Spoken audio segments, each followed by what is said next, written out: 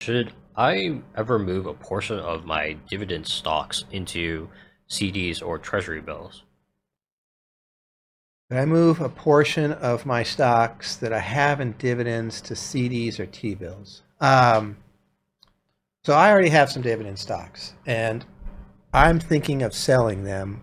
I would not sell them to move them for pure yield. In other Hmm. words, hell, I'm getting 3% on my dividend stock, and now I can get 5% on that CD, so I'm going to sell my dividend stock. Mainly because I have a chance on the dividend stock of making some appreciation Yep. also. The stock market average is what, 11% a year. Dividend stocks generally are lower, because they're higher dividend. That's why they're higher dividend usually. Yep. And so I wouldn't sell a dividend stock purely to buy a CD or T-bill just because of the higher rate.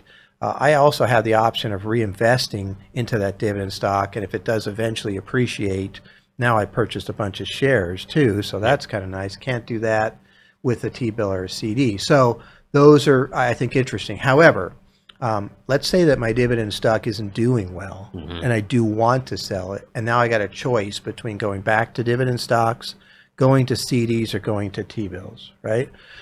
I could make an argument for being in CDs and T-bills in that scenario where I was going to sell it anyway and maybe not being back in dividend stocks.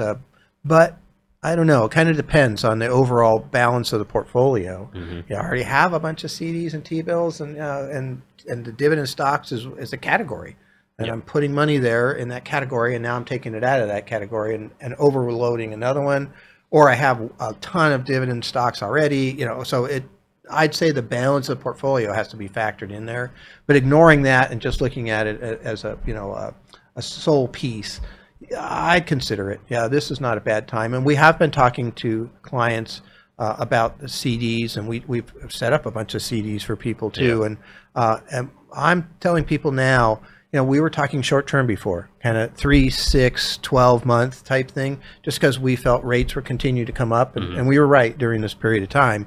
I'm now saying, hey, you might want to go a little longer, because rates are starting to slow down. We just talked about during the summary of for the week that the rates, probably won't go up from the Federal Reserve, in my opinion, for the rest of the year.